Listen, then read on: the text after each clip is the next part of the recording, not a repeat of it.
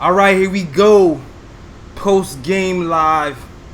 It's your boy Jay Ellis. CP is out today, man. He gotta do stuff with the fam. His family first.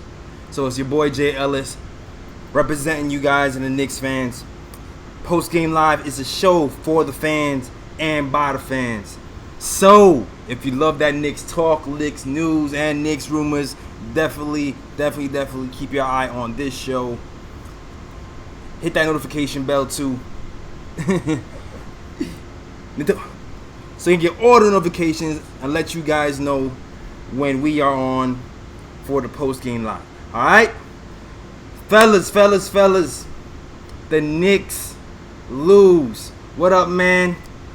It's the Knicks, man. The Knicks lose to the Spurs 111-104. It was never really close.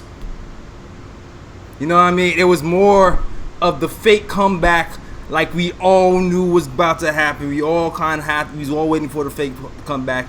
Yeah, CP is out right now. CP's with the fam. It's Thanksgiving family. Yeah, man. You know what? CP died. The Spurs game killed his spirit, so he's at home mourning. I'm sorry, man. I gotta take over the show. My bad, dog. But yeah, man. The Knicks lose to the Spurs 111-104. Disappointing news. Disappointing loss. Knicks were never truly in the game. Started off very slow. 0-7. We were actually down by 28 at one point.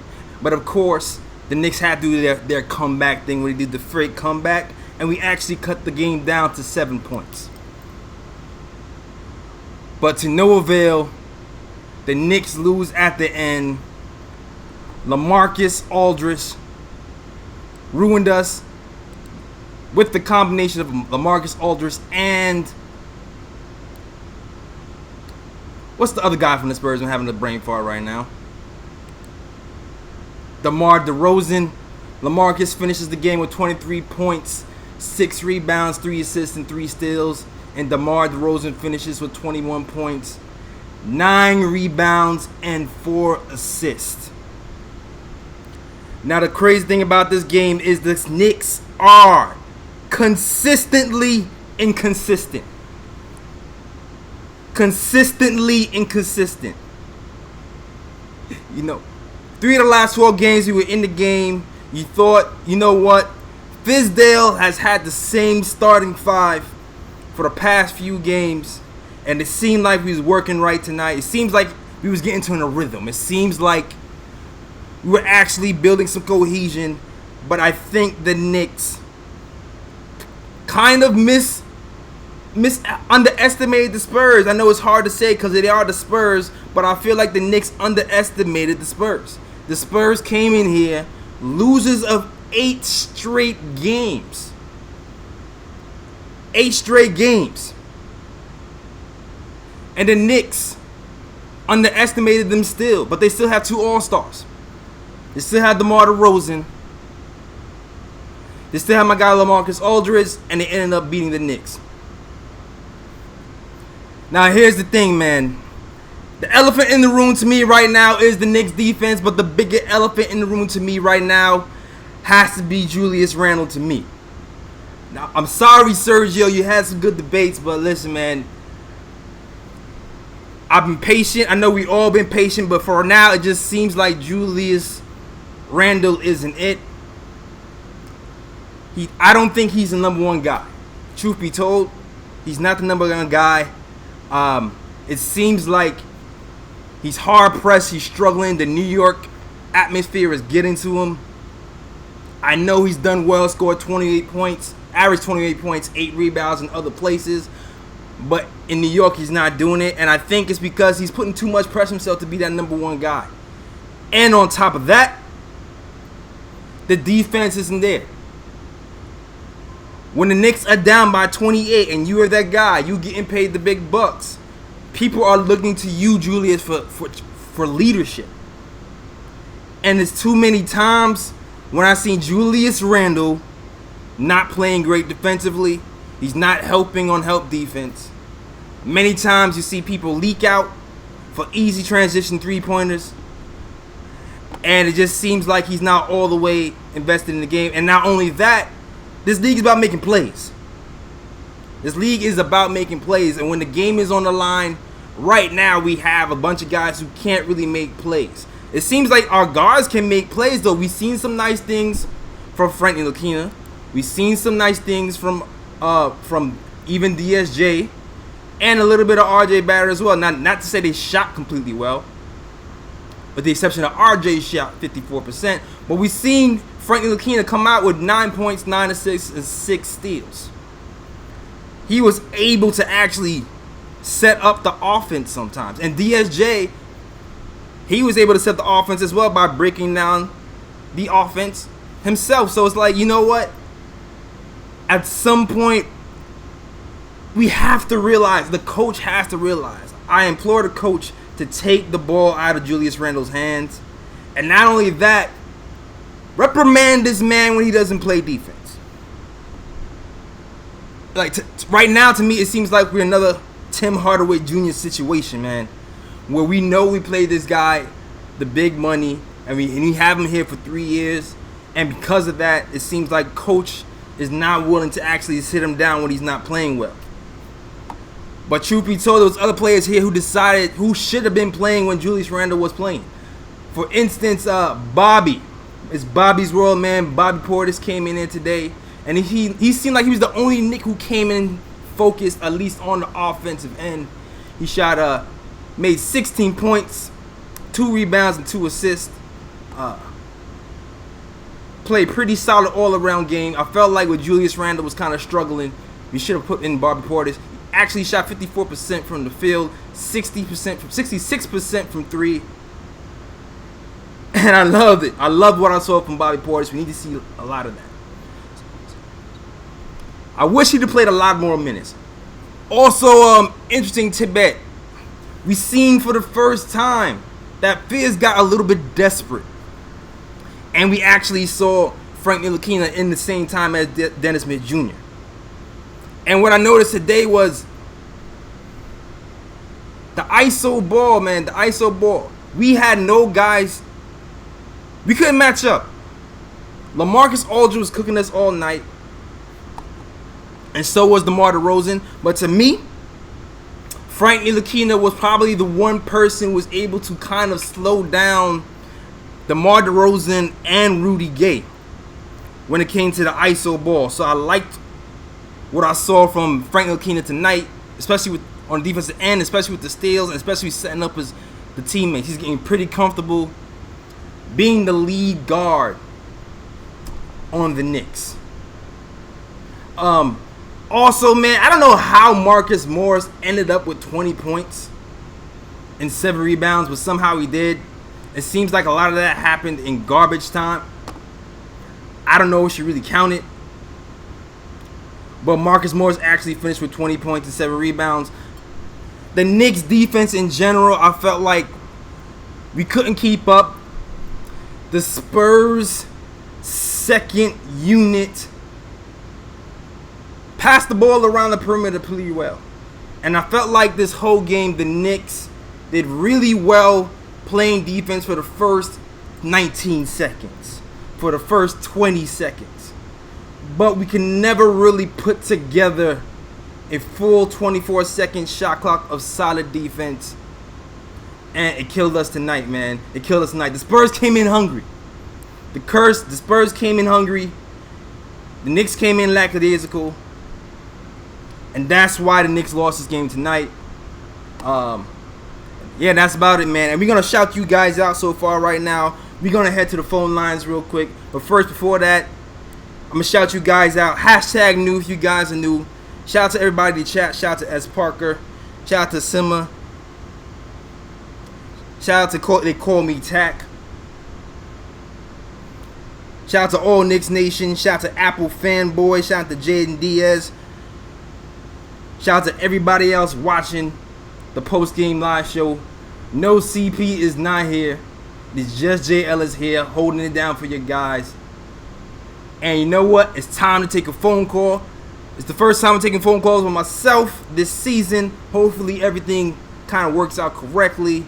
We're going to test this thing out right now and talk to Matt. Let's see this thing. Matt from Saratoga. He wants to talk about the Knicks first half. Let's see.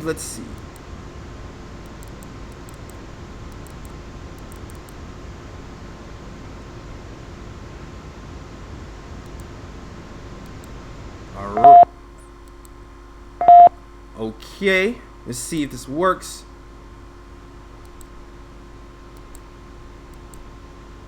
You there? Yo, Matt, can you hear me? Yeah. Hey, what's up, Gail? How you doing, man? What's going on, man? What's your point, man? Oh man, I'm pissed. I'm pissed, man. I'll tell you. I heard everything you just said. You can't get beat by a team that lost 8 in a row. Yeah. But you also have to be cognizant that this is a team that has playoff players on it too. Guys like Aldridge and DeRozan absolutely crushed us. Yeah, man. And I'll tell you, Aldridge just seemed like every time he took a jumper, he backed up and took that jumper. We couldn't defend him. He was nailing those jumpers. No, you're Seemed like they shot out of this world. Go ahead. And Podol, some guy named Podol too, Jay Podol. Yeah. The center. How the heck do you give up 11 points and 10 boards to that guy? You know, I understand Patty Mills. I respect his game. He's good, man. He's a good ball player. But I absolutely agree with you about Julius Randle. I was on the bandwagon there for a couple of days. He has played like absolute crap. Yeah. He can't shoot 5 out of 13, 2 games in a row, and then, he's just, the dribbling is horrible. Yeah, man. Morris. Go ahead. You know, Morris had 20 points tonight. You know, and granted some of that was garbage time, but he has done it consistently all year. Yeah. He has put up 20 points. You know, and great. I love Bobby Portis. He's one of my guys. The thing that kind of stuck out to me tonight, we didn't see more of Taj Gibson. Taj Gibson is an enforcer on defense. Yeah, you know what? I just felt like he needed more time. You know, he could have altered some of those shots.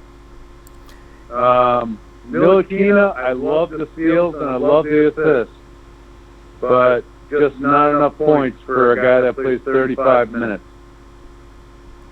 You're right. Yeah. You're right. Good points. Good points to you, Matt. Yo, thanks for calling in. And Ellington had 13. Ellington had 13 points. He had 3 threes. Yeah, man. So I felt like Wayne had an impact. Dotson was horrible. Damian Dotson was absolutely horrible tonight. Couldn't hit the broadside of the barn. And the defense was just atrocious. You don't let yourself fall behind by 25 points in the first half. Yeah, man. Yeah, you know? It's still coaching. I put this one on the players for the horrible shooting in the first half. But it's also coaching. And I think Fizdale has to go. All right, man. Thanks for calling in, man. Yeah, man. Okay, I think here's what it is. I know the guys are like hang up. I know. He had a lot of points, a lot of points. I'm getting used to this guy. Let me rock. So the thing is with Julius Randle, you're absolutely right. We kind of got handled on the ISO ball.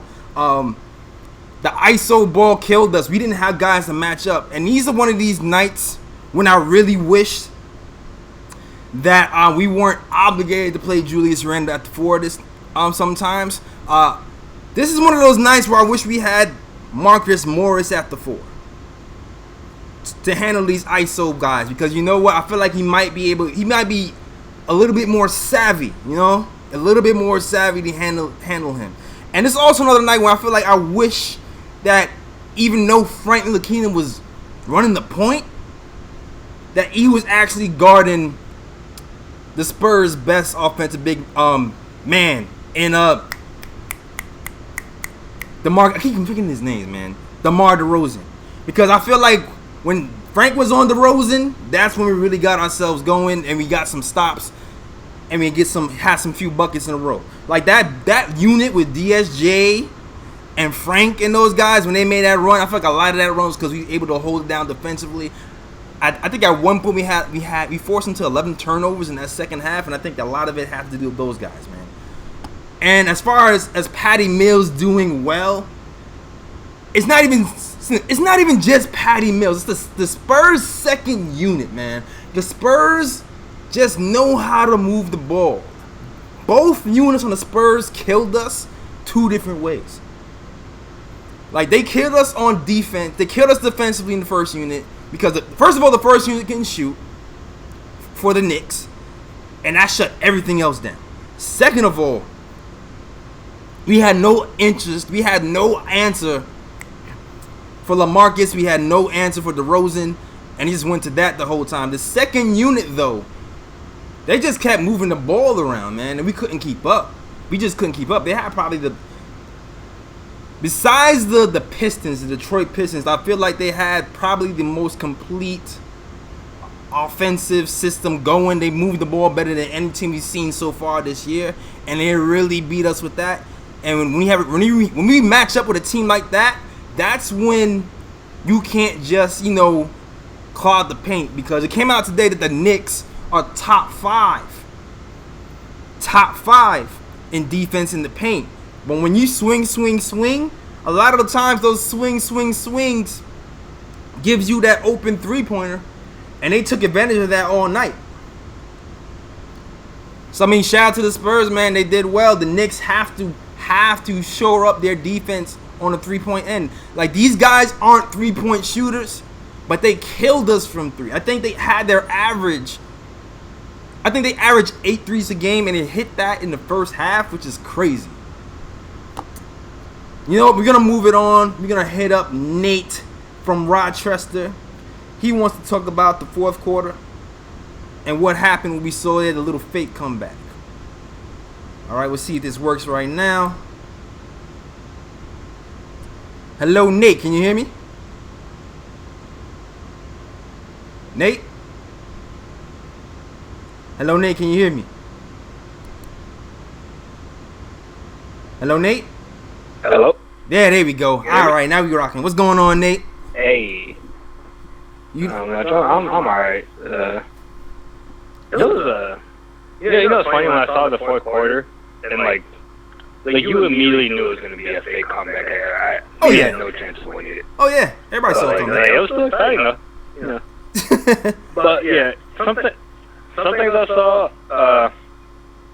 I gotta talk about Julius Randle because I defended the signing when we got him, and I still think there's some things like he's better than how he's playing right now, but it is rough. He forgot. It looks like he forgot how to play basketball. Like there's the one drive, he caught it open like twice or three times, like at the 3-pointer. Right. And he had a lane to drive, but then he kicks it out, and then he does like some crazy like step back. I don't even remember what he did, but he's just not making good decisions. And you could try to play on the point guard, I guess, because I know some people say he needs a playmaking point guard, but Frank had 9 assists tonight. He was making plays for people, and it's just I don't know, man. I don't know if it's like in his head. Like, he's missing layups that he usually makes. Like it's hard to watch. It's hard to watch. Yeah, man, like, listen, Julius Randle is not really a number one guy. The Knicks gave him the money because there was no number one guys left to get. And this is what happens when you have a guy who is the third option. Oh, okay, I'm sorry. These guys are saying the phone calls are echoing right now. Let's see at that. Ooh. This is what happens when you have a guy that's the third option, who is actually thrust into the role of being the first option. Hold on a second. Let me check these. Hold on 1 second. Let me check these audio levels real quick.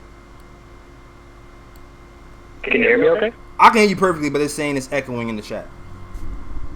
Oh, okay. All right. I'll make 1 point and then I'll let you go. All right, go ahead. What was I going to say? See, the thing is, I get the point where, like, Randall isn't meant to be a first option. Not even a second or third. But he's missing shots that he should be making. Like, he's not even finishing in the paint. That was, like, his, like, best aspect of him as a player before.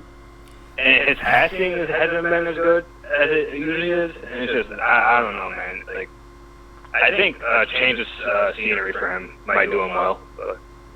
Yeah, man. Everybody's looking at that Portland situation. They need more forwards. He could possibly be going over there. But I totally agree with you. This is why the Knicks didn't pay him big money, and we only have a 3-year option on him just in case he doesn't do well.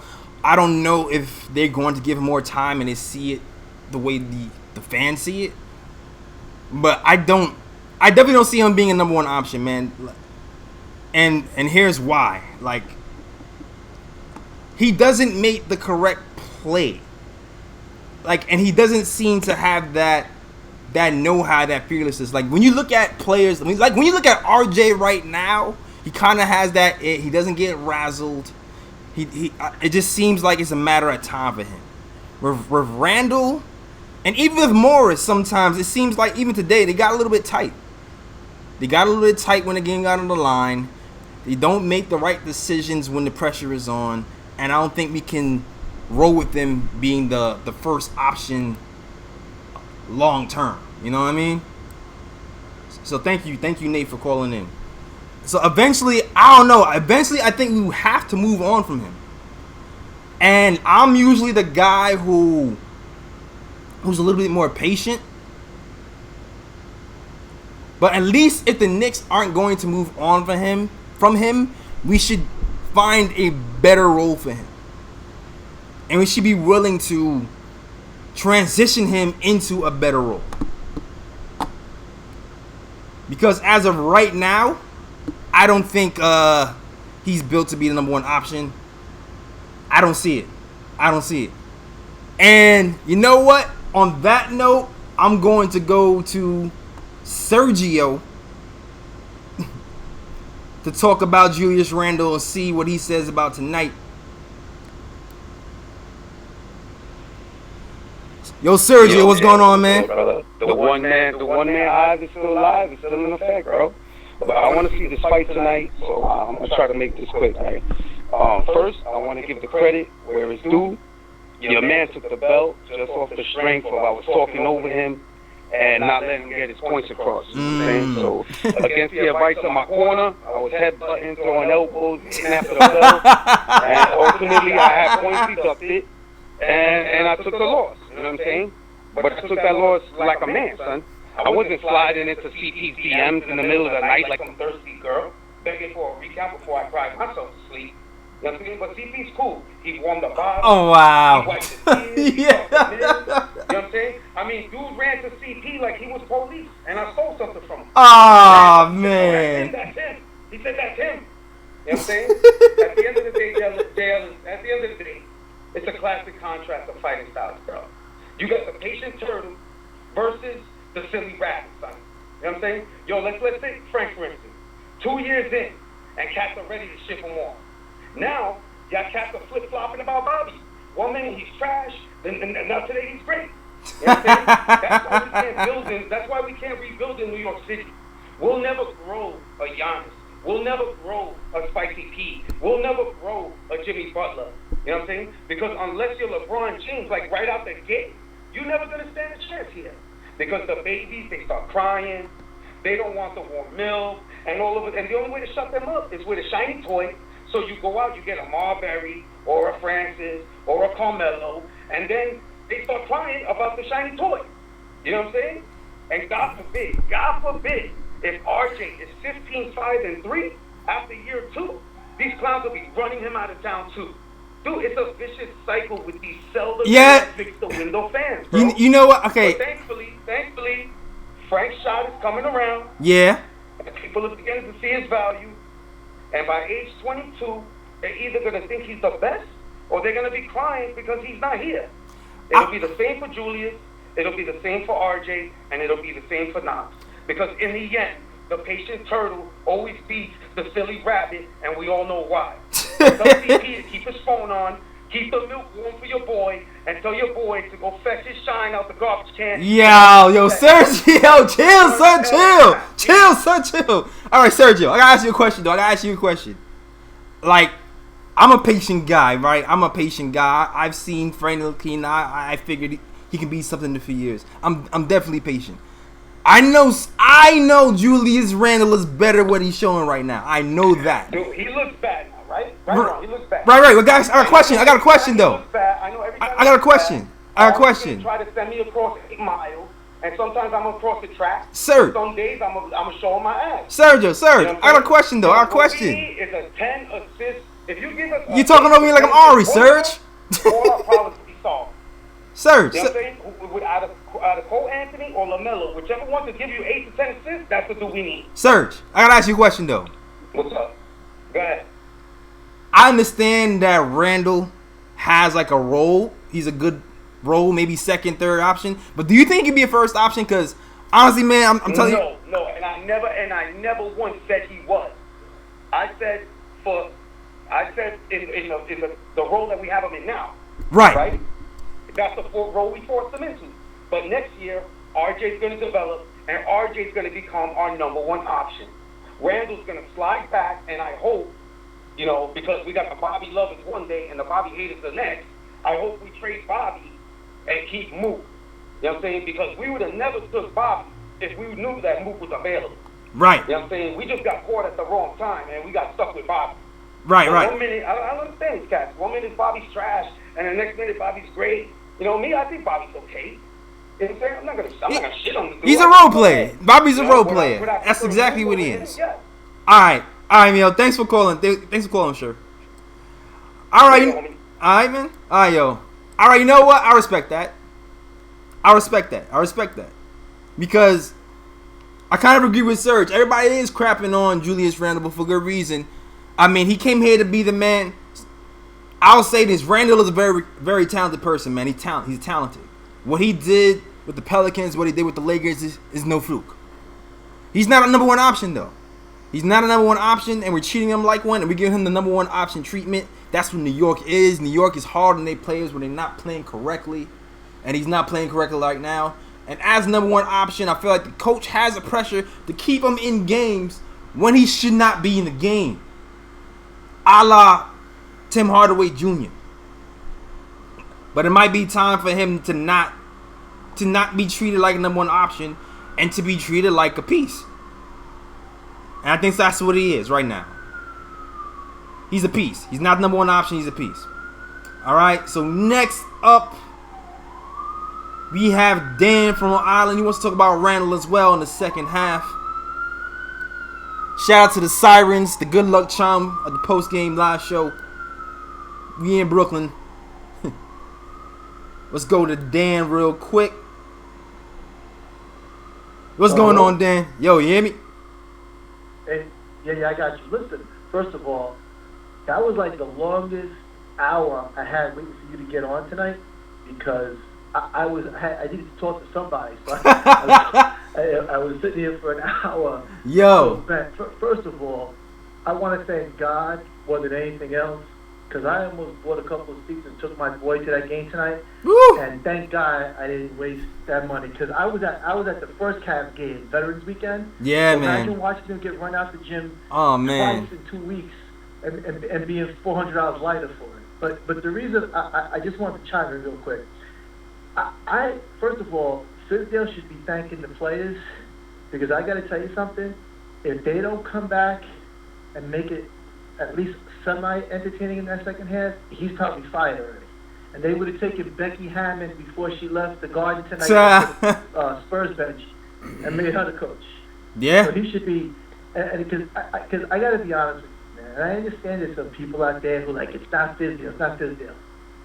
You cannot. I don't think people understand this, especially for people who go to games. You cannot have a product where you're getting run out of your gym by teams that have lost 8 games in a row. It can't happen. The same thing with Cleveland 2 weeks ago. Yeah, but same thing with the Bulls in the fourth quarter. It can't happen. You know what, though, yo? You gotta come out. You know what? Like I've criticized Fizdale like everybody else has, but one of the players have responsibility, man, because truth be told, we got blown out by 28. Fans have to call 2 timeouts to calm them down. Like, we gotta play defense, man. Like, it can't just be Frank and Mitch playing defense.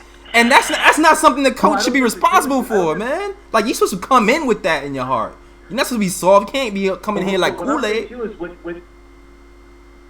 But when these cats come out so pale, so often, who's responsible for there being no defensive structure or setup?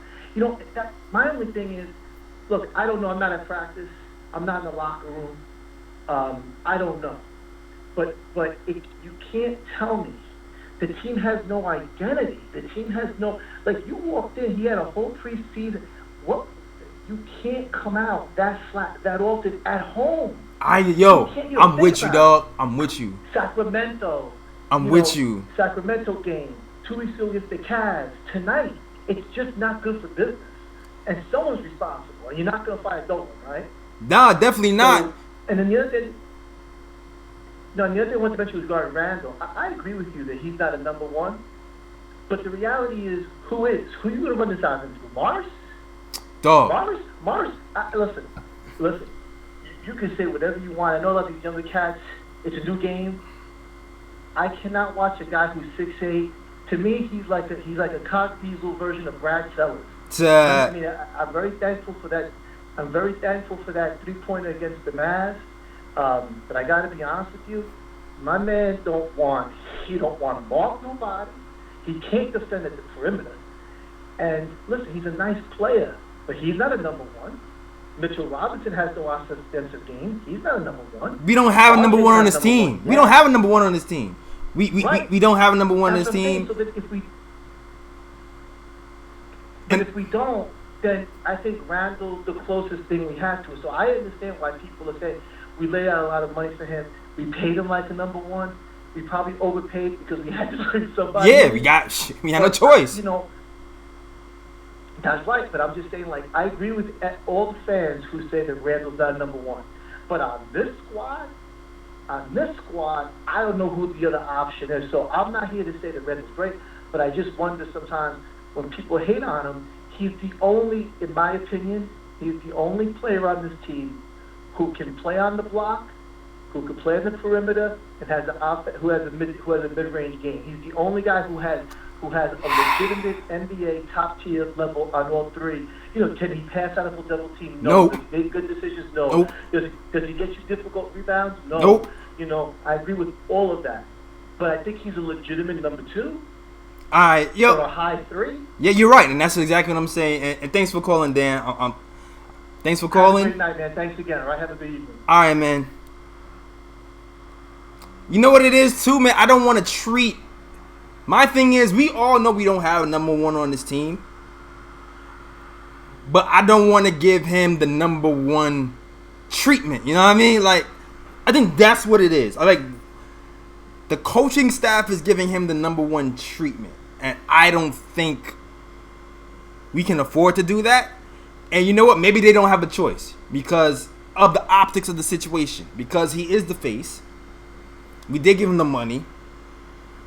Steve Mills and Scott Perry did bring him here to be that. So if we don't have him, if we bench him too much for not playing well, it might look bad on us. It could be straight up politics.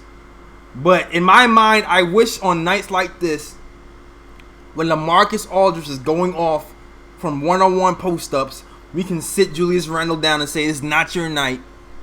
Slide Morris over there at the forward for defensive purposes. And then throw somebody else in to starting lineup for some shooting. Whether it be Knox, whether it be Wayne Ellington, who actually showed something today. You know, something along those lines. That's all I'm really saying. That's all I'm really saying. Because tonight, when effort is needed and is not showing up, we have to push some buttons. And if you notice a guy is not consistently putting in the effort, he has to sit down. Just like we got Knox sitting down. Because Knox didn't even play. Though Knox didn't even play in the second half. That's all I have to say. You know what? Let's go to Cameron right quick. Cameron was actually at the game. I want somebody who had some in-house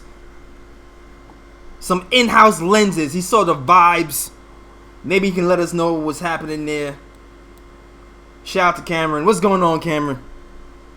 You live? Yo, what's up? How you doing, bro? Bruh, I'm good. I'm holding it down myself. It took a while to set up because, you know, I'm not used to all these knobs and stuff. But I got it going. I guess. It's a big honor to be on the show. I was at the game tonight, and trust me, I was not happy from what I saw. We cannot make free throws. That's one thing. We're always in foul trouble. In the first quarter, like you saw that, how we got 5 fouls, like we were over the limit by the third quarter. Yeah. No, absolutely. And that's a major problem. Yeah, problems, You man. know? Yeah, shout out to you, man, because you spent your money to watch that. And I feel sorry for you as a fan. They should give you your money back. Facts. It was crazy because I was there and people and their fans chanting "sell the team," and the owner should really sell the team. It's unfair to the players. Yeah, but It you. really is. If they don't win a ring, then they should just go join Golden State. Yeah, you're right The about. last thing, they're taken down as a team, but it's like it really doesn't make any sense. If they don't make free throws, then that's 3 points. Yeah, you're right about that, man. Any more points for you, Cameron? It's really important. Any more points, Cameron? Yeah, one more thing. I think that really the Knicks should just trade some of their players. I think that Frank Ntilikina is a French garbage bag. He can't do anything. It was a waste of a draft pick. What? You wildin'. All right. Should take Junior. He's the best player on the team. Yo, he's the guy. He has the best defense on the team. He has 9 assists, 6 steals. He's the only one doing anything. He's the only one who's able to stop DeRozan. He's the only one who's able to slow down Gay. Like, Some of the players didn't make free throws. all right, man. All right, Cameron. Thanks, man. Thanks for calling. You're welcome. Have a good night. All right, you too. Peace. I don't know if I can stand for the Frank slander right now, dog. That's why I draw the line. That's where I draw the line. Are we watching the same game? I understand that Frank, he didn't shoot well, but he did everything else, man. That was nuts. You know what? I'm going to take this time to shout out to everybody who's watching the post-game live show. This is a show that is for the fans, by the fans. There is no CP today. He had to chill with his family, man, so I'm kind of holding down for you guys. Sorry for the echoes. Sorry for the slow show up. But, I don't do this all the time. The more I do it, the better I get. And the better I get, the better the show gets. And if CP is gone again, it still will be a nice, smooth show, yeah. But shout out to all the callers and shout out to everybody watching, man. We definitely love you. We support you. We like that you support us. And thanks you for supporting the stream and this channel. Shout out to Ricardo Custer, Alexander, TM, Gene Blue, and everybody in the chat. Anybody in here new in the chat today, let me know so you get a nice little shout out. Hashtag new if you're new in the chat. And please, please, please don't forget to hit subscribe if you love this channel. Subscribe to KnicksFanTV. Subscribe to Nick and Tom Show. This show is for the fans and by the fans. We try to bring you the best Knicks content consistently. We are live after every game. That's the way we do it. Tomorrow. Thank you, Nick Flair. Salute, salute, salute. Tomorrow. Today was crazy, man, because I thought we had a chance to win this game. I know we playing the Spurs. But it's this thing that happens as a Knicks fan. And I know you kind of with me. We kind of go through this weird cycle of hope. Where you go into the game thinking you're going to win. You're going to lose. The game starts, you feel optimistic. And you start to think, you know what? If we move this guy and this guy drops 20 and this guy drops 30, we can actually win. And then the game starts and the win gets taken out your cells and the Knicks lose again. Shout out to Down Round Records, basketball, man. Hashtag new, I see you, man. Shout out to Down Rock Records. I see you guys. We definitely got to move the ball. You're right, Alexander. We definitely got to move the ball. It didn't happen, man. It didn't happen. Consistently doesn't happen. I feel like when we move the ball, we get a lot better shots, and that's why we are at the bottom of the league when it comes to offense. And you know what? Give the Knicks credit. I read a stat that said we have moved on to 8th in the NBA as far as offensive efficiency. 8th in the NBA. Let me see if I can find that stat real quick. And I'm not saying that's counting every game that we played so far. I believe the stat was our last 5 games.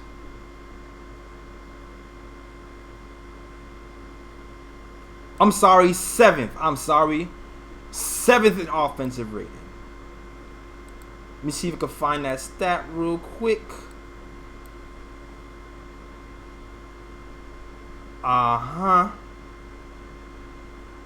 Yo, CP is yo, shout out to CP, man.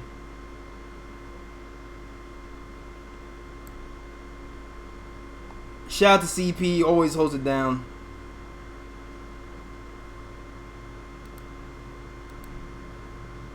CP has gotten nice at doing this while talking. That's why I see he's the man. Alright, here we go. Alright, I got the stats for you guys. Let's see.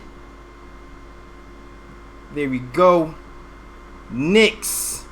Over the last 4 games, Knicks led the NBA in offensive rebounding percentage at 35.9 and ranked 3rd in opponents in the paint at 40. 4th overall in rebounding, 53.6%, and 5th in turnover percentage. Not bad. But the stat I really want to focus on is 7th in offensive rating. 7th in offensive rating. Now, I don't even feel like the ball has been moving that much, but I know we've been hitting the 3 a lot, so I'm thinking that has a lot to do with it. Even though we did not shoot the 3 well today, and it kind of caused the demise of this Knicks squad.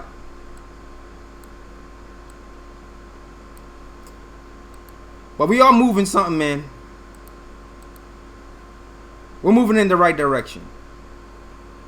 I think. We just didn't show this in the Spurs game. All right, yo. Next to the phones is my guy, Will from LI. Always support me, man. He wants to talk about the game tonight as well. Shout out to Will, man. Hey, can you hear me? Yeah, what up, Will? Hey, JL, man. Yo, what up, JL? Can you hear me? Yep, okay, you perfectly. Chat can hear you. I think it's Chat can hear you as well. Right. Let's go. Awesome. What up, chat? What up, y'all? Listen, man. First of all, congrats to you, JL, for getting your 10,000 on Instagram. You know, shout out to you. Yeah. Not 10,000. I got 9,000. I got 1,000 more. Yo, follow the Nick of Time show on Instagram. I'm trying to get to 10,000 subscribers and get that little nice little swipe up, Jamie. Yeah, trying to get that going. I feel you. Absolutely. So, man, this game tonight. And we lost it in the first half. The team just didn't come out to play, and I don't know what can be the root of that. I don't understand how in this building, in MSG, that the team just doesn't perform well. It doesn't. I don't understand it. I don't know if it's us, the fans, as the pressure that we give, but it's like they'll go ahead and do this to us, but we'll come every single game and we'll still root for them. So it's just like I don't understand it. I don't know if everybody's trying to do too much of it. Well, I know CP has talked about it in the last couple of streams that Fizz has said that everybody's trying to fix the past and all that. Mm-hmm. We don't need that. We don't need that. We just need the team to come out and play, leave it all in the court. And it just sucks, like, they got to go down. Yeah. And it was like, I can't count how many times, like, I wanted to just change the channel, but I was like, no, I'm going to stay, I'm going to watch and see, because we're going to try to come back. And then we always get like we always do. And it doesn't work out. Like clockwork. It always do. But I mean, we gotta start, pointing out the people that have affected it. It's like if Julius Randle doesn't have it going, it just sucks because you can't really bench him. You can't. Yeah. You can't do a Bobby and Morris and Taj going through his position because you gave him all this money, and it just sucks that it's all about optics. Honestly, it's like optics is messing up the season. Yeah. Because the same way that Knox is sitting, I think Julius should be sitting sometimes. But it's like you're not going to do that to your star acquisitions. So that's all I want to say, man. It just sucks. But either way, good game for Frank. I know he wasn't shooting, but his defense was still great. Ellington finally came out of whatever dungeon he was in, started shooting up again. DSJ showed us a little bit of something. Dot, he wasn't falling, but, I'm sure Dot's going to get on going. I do rather him coming off the bench, off of Trier, no offense to Trier. But I'd rather give Dotson those minutes. Same. And then, that's basically it, man. Keep it pushing, J. Ellis, doing a great job, and I'm gonna let you get back at it. All right, man. Yo, thanks. That's my guy, Will from LI, man. Yes, sir. Yes, sir. Always reliable, always holds me down. Will had some great points, man. Like, it sucks that we can't bench him because of optics, but that's what I feel like is really going on. Because, I don't know, I really think that Coach Fizz has that Memphis stint in the back of his mind when he was benching Marc Gasol for not doing what he wanted. I still feel like that's in the back of his head mentally. Either that or the front office is kind of telling him, you got to play him, kind of low-key. That has to be it. I don't know. And I also agree with you with Dot, free Dot. Like, Dot isn't shooting well.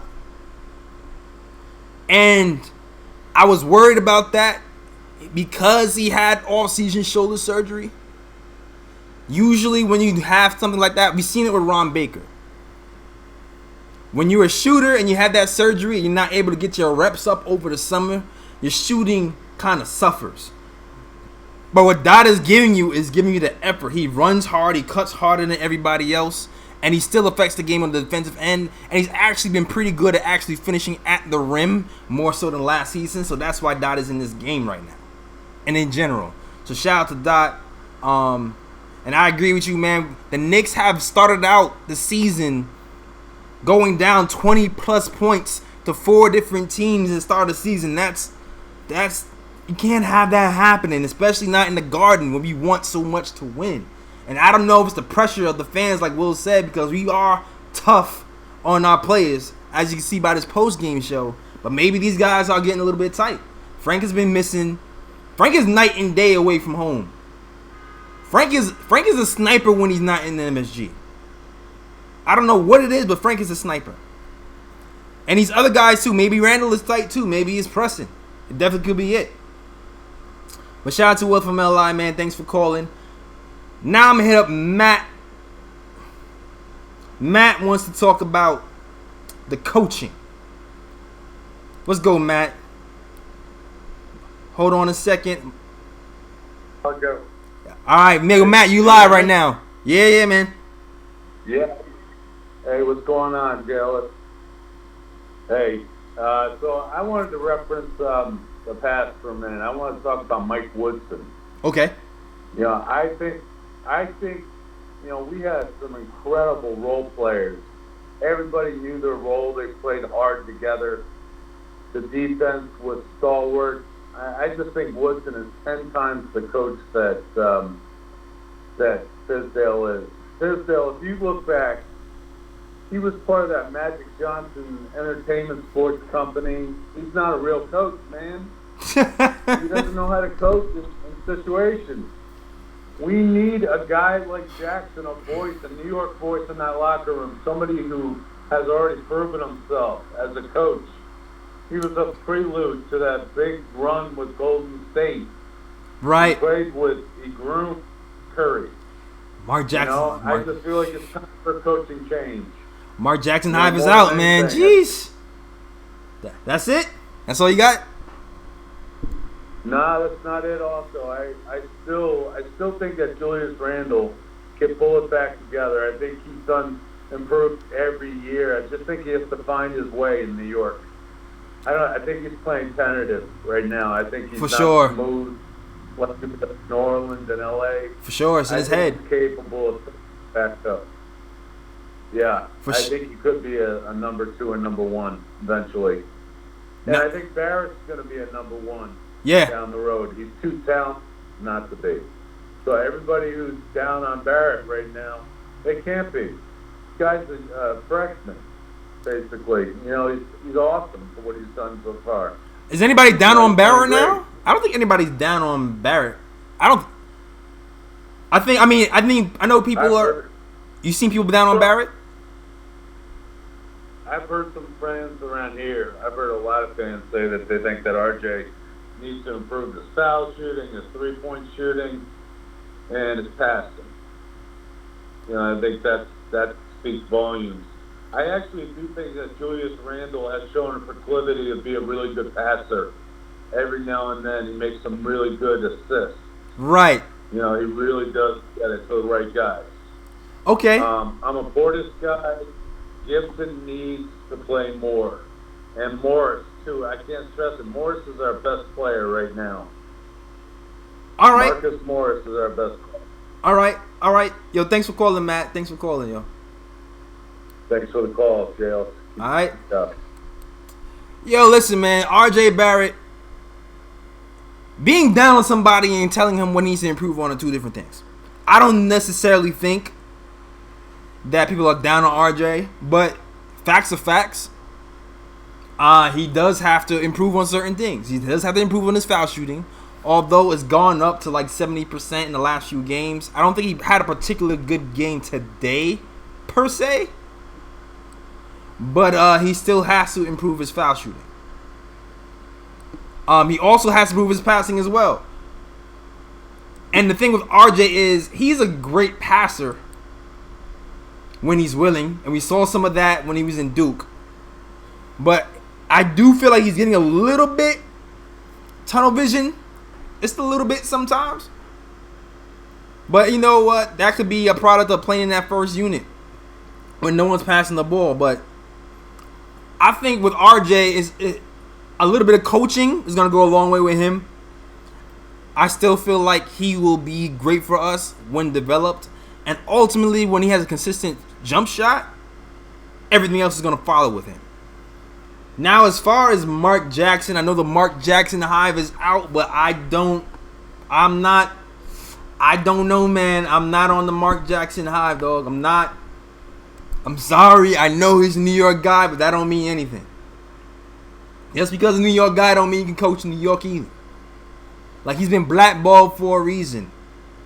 Like, there's a lot of behind-the-scenes stuff that happened with Golden State that if that happened in New York, it wouldn't fly. Like, it just wouldn't. Like, I wouldn't do it. I would stay away from the Mark Jackson thing. Especially that stuff aside, the circus stuff aside, because you know he has a little thing happening where he tries to force his religion on people and things of that nature. I don't even want to get into that. But if we're talking about straight-up basketball, if you guys are talking about y'all tired of seeing Randall and Marcus Morris doing ISO ball, and then right after that say, I want Mark Jackson to coach this team, you're bugging. Mark Jackson is the king of ISO ball. That's all he did. He's a development guy, but he's the king of ISO ball. And he was doing that when he had the best shooters on his team in Golden State. Pretty good at defense. Pretty good at coaching defense. But now I don't see him as an X and O's guy. Like, and hopefully I'm rooting for Fizz. I'm hoping Fizz gets it together. But if Fizz does happen to be gone, I want an X and O's guy. I don't want just the face. I want an X and O's guy who's gonna take this team to the next level. But hopefully that won't come to that. And we develop these guys, and Fizz kind of learns on the fly, and then maybe the pressure is off, and maybe we don't play Julius Randle all the time we need to, because we have a legit number one option who can take over the games for us.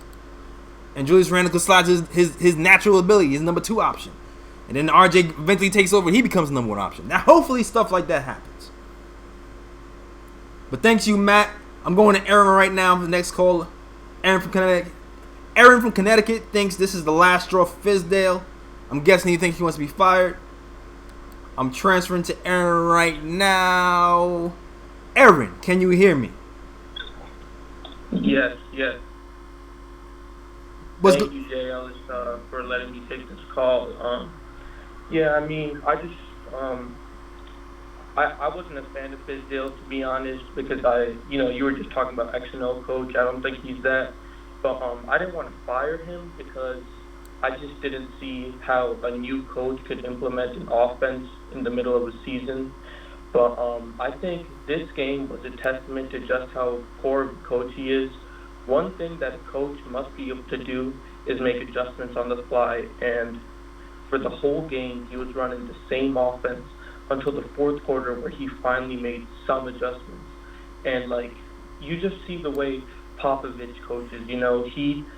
Whenever Kevin Knox was in the game, he made a switch, put a guard on him, and just took it to the rack, Right. Popovich is someone who makes adjustments. Whenever Mitchell Robinson was out of the game, he would go bang inside, He wanted to get those easy buckets inside.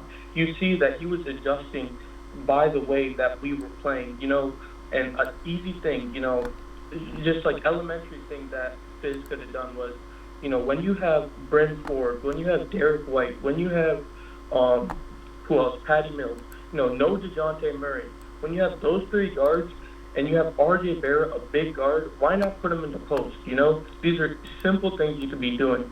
And I just think Fizz has to be calling plays for certain players. He has to recognize that.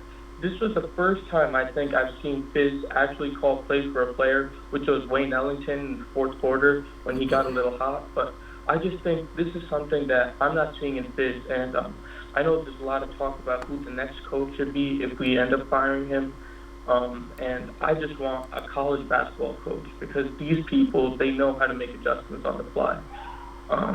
Okay. I mean, another thing is, I know a lot of people, hating on Portis, a lot of people hating on Randall.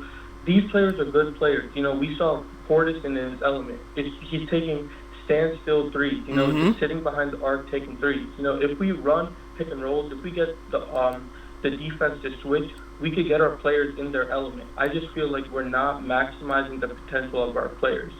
That's just the way I see it. When you look at what's his name, Ryan Saunders of the Timberwolves, he has totally reshaped that team. He is using Andrew Wiggins in the proper way. Andrew Wiggins was being wasted by Tom Thibodeau, but when they put the right coach around him, he has transformed his game. So I just feel like this has to be the final straw. The fact that he did not make any adjustments, yeah. All right. I hear you, man. Good call, man. Good call. I appreciate the call. Yeah. Thank you. No problem, man. On the adjustments. Now, I think that's everybody's kind of beef with Fizdale. He doesn't. Let's see. And it's not. I'm trying to mute him. It is not muting for some reason. I think everybody's beef right now is Fizz does not make the correct adjustments all the time. But I will say this about Fizz. Fizz kind of has a free-flowing offense. He kind of allows the players to read and react. It's not exact plays that happens. He kind of lets them call the plays on the fly a lot of the times. And I think that's why sometimes you will see that certain plays are drawn over and over and over again. Now, every now and again, he will actually call a play from the sideline, but for the most part, it's Fizz, man. I mean, it's Fizz letting them do that. That's what they do. He lets them call their own play. And I guess in the fourth quarter, I would like to see the rope tightened a little bit. And I've seen it happen that last game when Fizz called timeout and called the play for RJ Barrett. So I know it's in him. But, I would like to see it more often. But I don't know. I don't really put this game. I honestly don't put this game on Fizz. Honestly, I don't. I'm not sure if I put it on him 100%. Like I still go back and forth on the politics of playing Julius Randle so many minutes. Cause if it's the politics that's having him play Randle all the minutes, then I can't really blame Fizz for games like this. You know what I mean? That's all I got to say about that. Shout out to everybody in the chat. Thanks for holding down. We go into the next caller real quick. Delano from North Carolina. I'll switch over to you. I'm having problems with the board all of a sudden. It's taking a little bit long to switch over to the calls. I don't know. It was working perfectly before. Hold on a second. Hopefully this thing starts working. The switch. Let's go switchboard. Delano. Can you hear me? Yo, what's going on? Yo, my computer is bugging out, but you were here, man. Yeah, man. Yeah, man. Salute to everybody in the chat, man. Salute to you, Jay Ellis, man. Thanks for holding us down. You know what I'm saying, and everything. Overall, I think that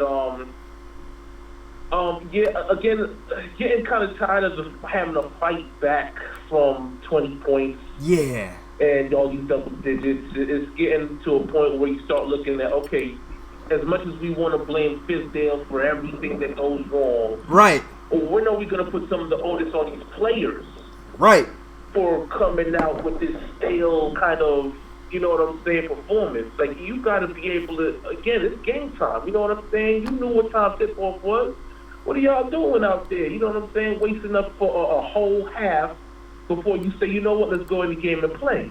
Like, something got to give with that, too, before we just start throwing everything blame-wise on Fizdale. I don't appreciate that aspect of it. I do believe that because they overpaid for Randall, I know we gonna agree to disagree on the payment situation, but in regards to Randall, I think that there is politics involved. I think you have to justify paying this man. Yeah. But I do feel like, again, if you are really invested in team success, when a player is not performing, you have to sit him. Yeah. Taj Gibson, the last game, performed well. Correct. Why didn't we see him again? ISO isn't playing at all. Where is he at? Maybe he's hiding out with Sergio after this performance with Randall. I don't know. But overall, my problem is, again, you know, I'm looking at a lot of things. And one thing that got me real tight was when I seen DSJ have that open three in the on the wing, on the elbow. And instead of taking that shot, hit or miss, it's a great shot. Yeah. You decide to drive to the lane and do nothing. You mulligan to that. Like, yo, what are you doing? He got scared, man. Everybody saw, when DSJ's not hitting, that hitch is back. When DSJ's hitting, that hitch is back. The hitch was back today, man. He didn't want to pull it. He didn't want to do it. He didn't. And it's crazy because I've seen the play where he had that first three, great shot. Then he drove to the lane, got the end one after they stripped Randall. When they blocked Randall from behind, he got the ball back. He scored that bucket. Okay, you see momentum. Then that play happens. Like, well, what are you doing now? And overall, like I said, I'm disappointed in the fact that, again, it took a half for them to finally get it together. Yeah. And say, let's try to make something. You know what I'm saying? But if we're gonna start putting, like I said, if you're gonna start putting blame on players, on the coach, you got to start looking at the players individually too. Because I agree, man. Again, you know what game time was. Yeah. Again, we can't keep sitting here talking about the defensive effort from Frank and Mitch alone. Yeah. Where's the other guys? We need, you know what I'm saying? There's need help. People on that squad, you know what I'm saying, on the court every time. So why are we not talking about their defensive effort? Because I was tight when I seen that pump fake that Portis been on. with Rudy Gay. Rudy Gay drives to the lane, and you ain't got nothing but Dennis Smith Jr. between him and the basket. Of course he's gonna foul him. He ain't got no other choice. No, you're absolutely right. You know what I'm saying? It's like stand your ground. You're absolutely right. Stand your ground. Who's right there? No, you're absolutely Those right. are the little things right there. No, you absolutely But, right, you man. know, again, Go ahead. but you know, I'm still, still a fan and always gonna support. You know what I'm saying? Long suffering, but still here. You know what I mean? So that way, you know, when it does turn around, I ain't, you know what I'm saying, they ain't gonna label me no fair weather. Exactly, man. That's what we do, man. Knicks fans been here since day. I've been Knicks fans for 20 plus years, yo. That's the way Knicks fans are loyal. That's how we go. When we get that chip, we gonna be ready, man. Absolutely. But again, salute to everybody, man. Y'all have a good night, man. I'm gonna catch y'all the next time. All right, man. Salute. Salute to you, bro. Yeah, man. I'm with it, man. Eventually, we have to put some of this onus on the players. It's not all about the coach all the time. The coach is not out there with the basketball, man. There's plenty of motivation to play in the Garden. Plenty of motivation. There's plenty of motivation to play defense in the Garden. Because you know if you're not coming to play, we're going to boo you. That's a fact. That's happening. So for that to happen, it's inexcusable. It's inexcusable. And I've gotten word that we're supposed to have another caller in, but I don't see him in the queue. I'm going to give this caller a few minutes before I wrap up. But yeah, caller, let me know. We are ready to receive your call. If you still want to call in, let me know. Text me if you're having technical difficulties so we can close this show out right. And shout out to the chat, man. Shout out to the chat for rocking with us. No CP today, just me, Jay Ellis. If you love the Knicks, if you love that Knicks talk, definitely have to hit that subscribe button and hit the notification bell too, so to let you guys know when new content is coming. Tomorrow we are back at it. We are at home.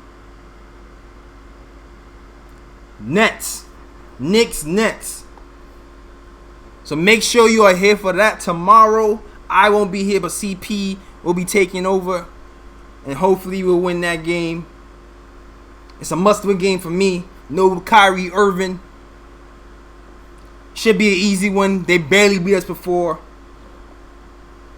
It's revenge games time. Back in our hometown. We need this win. Just like we needed that Dallas win, we need this win. Okay, caller. What's going on? Let's see. New call in the queue. New call in the queue. Thomas from Philly. Hello. Can you hear me, Thomas? Hey, G. Ellis. Yo, what up, man? What's up, man? What's going on, bro? Everything is good. Everything is good. I just wanted to call in just to say that I think we should be positive, you know? They came back. They put some effort, and that's part of the process of them winning games in the future. So I just want to look at it on the bright side. They actually fought back, and that's not a bad thing. Yeah, man.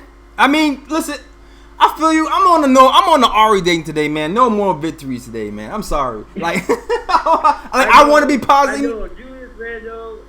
I know. I mean, I don't want to look at it as a moral victory, but I was just thinking about it, and if we're just so focused on all the bad things, then there's going to always be piles and piles of bad things. But, like, a lot of players played well today, minus Julius Randle. I thought Frank played well today. Yes. I thought he looked real. He looked real good. He did. And besides the shooting, but yeah. I feel like it's fine. No, you're right. Yeah, man. I just want to be, optimistic. It's a long season. They're playing the Nets tomorrow, and I was just, oh man, I've been losing my mind watching these games. I just realized if I'm gonna suffer through it, I might as well be happy. You know, might be positive. Might as well. All right, okay. I mean, I'm with you if that's what you want to feel. I mean, I would be cool if we didn't get down by so many points to begin. If we lost, it's not the fact that we lost this game, Thomas. It's not the fact that we lost the game. Yeah. It's not that. It's that we going down and doing, going down by 20 points at the beginning of the quarter. Like, I'm tired of that. But you're right. You know what? We're going to end on a positive note. We're going to be positive. Franklin Lakina did well. Right. Dennis Jr. Yeah. So you think it's over? You think it's over for Fizz? I don't know, man. I don't think. I felt like last week I definitely thought it was over. But it's a week-to-week league, man. Yeah.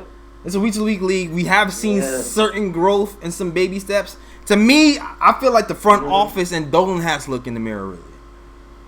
Like, they have to look in the mirror to decide. Because they, at the end of the day, did put this roster together. And there isn't. So, it's not all Fizz's fault. He's contributed certain things. But to me, if Fizz fixes certain things, if Fizz transfers the offense more to the guards and moves it away from Randall and Morris, and we're still losing, then I'd be like, all right, cool, I would be okay with it. But if they keep going with the Randall Morris kind of ISO / bring up the ball point guard thing, then I don't know, man. So what's the game plan for tomorrow? How do you see it? What would you be doing? Tomorrow, attack, man. The coach. Attack. I hit these. I would try to take him out in the first quarter. I would take him out in the first. They don't have Kyrie Irving, dog. They got Dunwiddie in them. Like we need to take him out. Like, seriously, the only reason why they won that game last game was because Kyrie Irving bailed them out, and Kyrie is not playing. I know it's a back-to-back. But this is a must-win. You're right. I think they're gonna do it. Yeah. Hopefully they do it. Hopefully, they all come together. I know we always say that, but I don't know, man. I just want to see Frank show out, and I just want to see. Yeah, I just want to see Randall. I want to see him bench, to be honest. I want to see him take a less role and just see how they play without him. I feel you too, and it's not, to me, it's not even just like bench him off the park. It's bench him situationally. If he's playing bad, bench him. Right. If he's playing good, then they put him in the game.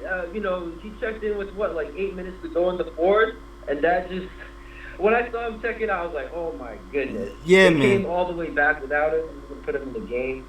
Word. But thanks for calling, Thomas.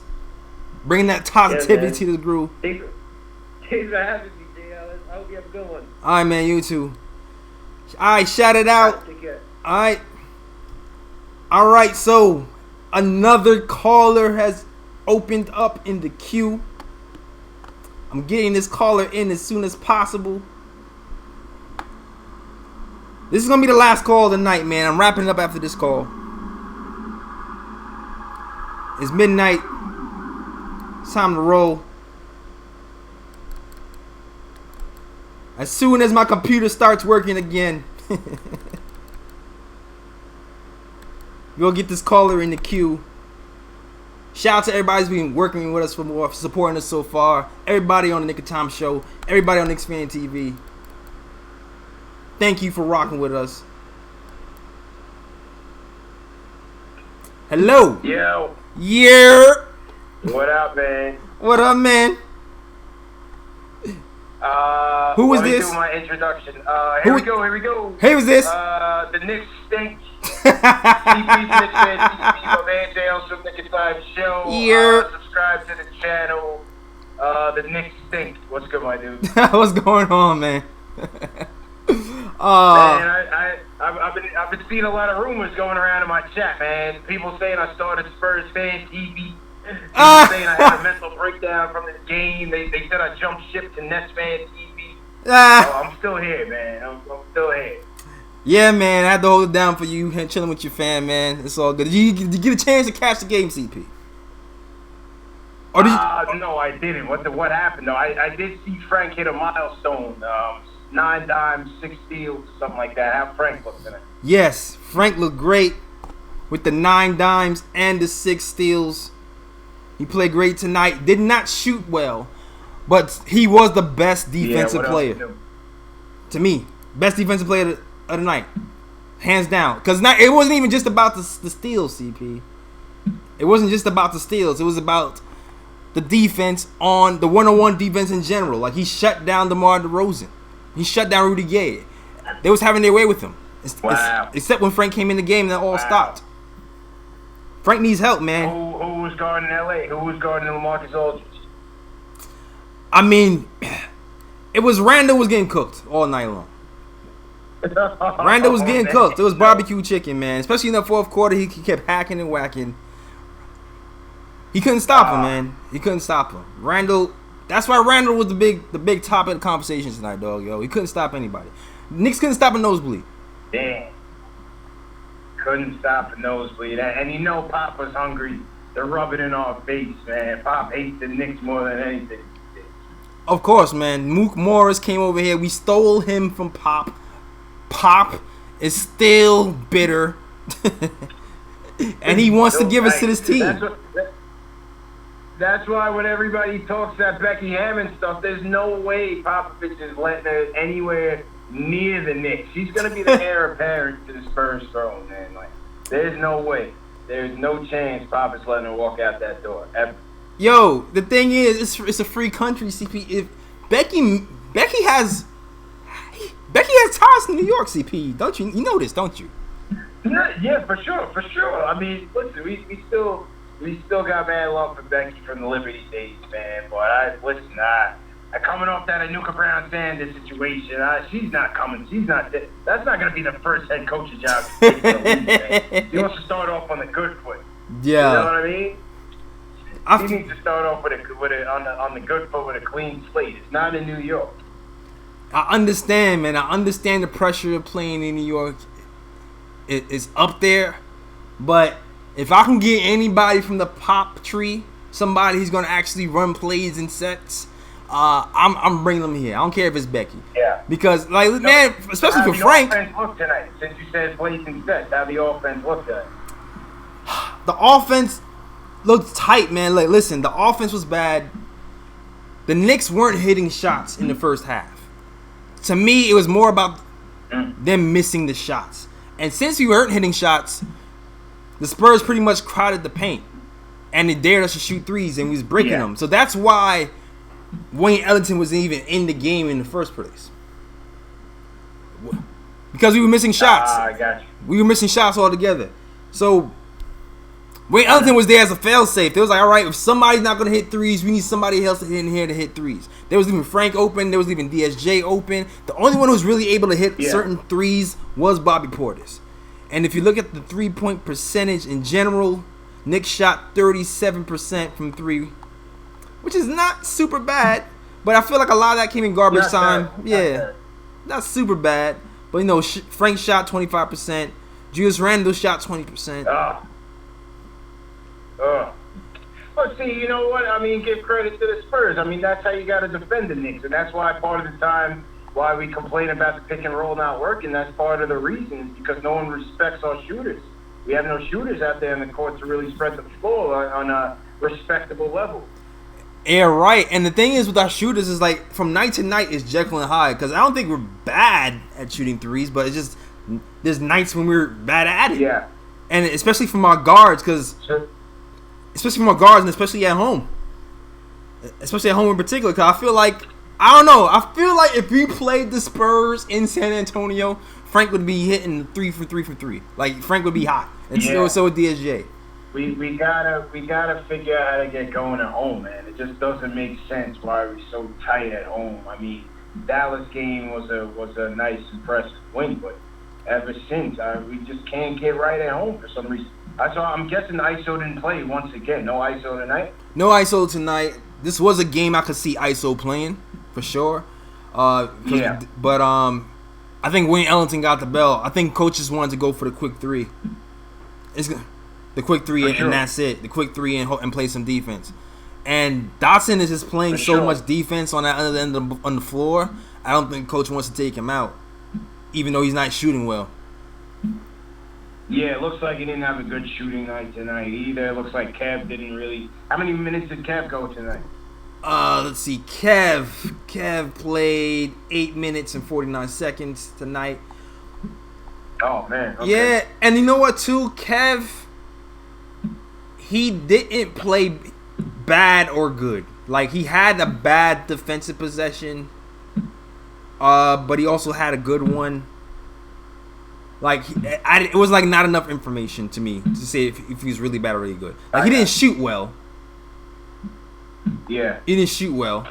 Well, hey, I mean, that, you know, those are gonna happen to us on some nights. But at one point, I saw we were almost getting down by 30. So what was happening in the game? Like, who was killing us from the Spurs? Man, so the second unit in particular, like the game started out. Yeah, I'm not sure if you listened to the first part of the stream. The game started out where I feel like we were tight, or we were missing some open shots. The Spurs were running on us, wasn't able to keep up. They were isoing DeMar DeRozan a lot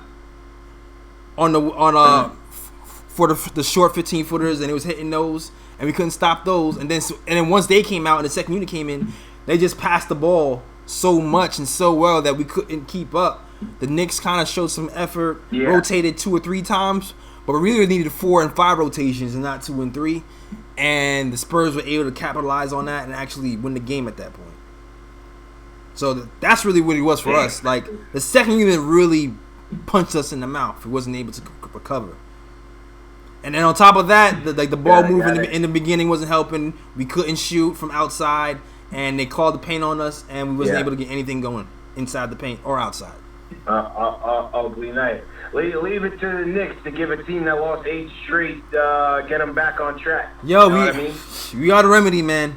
We are the remedy, man. If you having problems, we are the remedy for everyone but ourselves. Word, like sore throat. Man. You know what I mean? Man. All right, man. Well, hey, listen. Tomorrow night we got Knicks versus Nets. No Kyrie. Not sure if that even matters, but we'll see what type of effort they give. We got CK2K coming in tomorrow night, so word. I'll be back at it, man. Yeah, man. That's what's up, yo. Hope we get this one tomorrow. All right. Yes, sir. All right, man. My dude, I'll check you, man. So to everybody in the chat, hit that thumbs up button for your boys. Yeah, man. Yeah, man. Hang in there, man. Good stuff, Jay. All right, man. Thanks for calling in. All right. Yes, sir. Yeah. All right. The captain, CP, calls in. Last call tonight. Everybody hit that thumbs up button if you enjoyed the show. Subscribe to the channels, both channels, KnicksFanTV and Nick Time Show. We will be back tonight for the Nets game, revenge night. No Kyrie, hopefully no problem. We win that game. Everybody salute to the chat. Salute to the chat, everybody who held us down. Alexander, thanks for holding us down. Will from LI, almost retired. Thanks for watching, man. Definitely check out that show tomorrow. Definitely subscribe to the channels. Watch out for the Nick of Time show. We will be dropping a new pod on Tuesday. Also, we'll be dropping a new pod Wednesday on YouTube as usual. Shout out to those guys. Also, merch. We do have Nick of Time merch for you to get.